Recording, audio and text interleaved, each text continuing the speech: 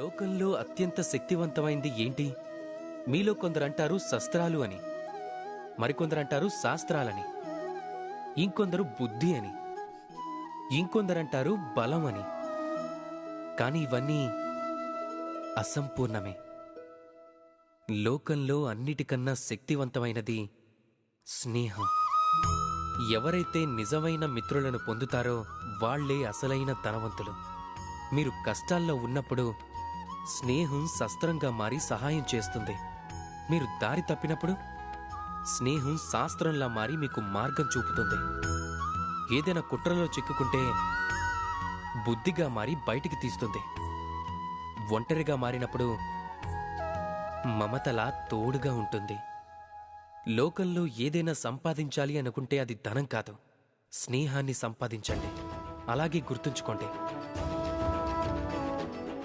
ఒకవేళ ఈ లోకంలో స్నేహం చెయ్యటమే మీ అతిపెద్ద బలహీనత అయితే అప్పుడు మీరు ఈ లోకంలోనే అత్యంత శక్తివంతులవుతారు.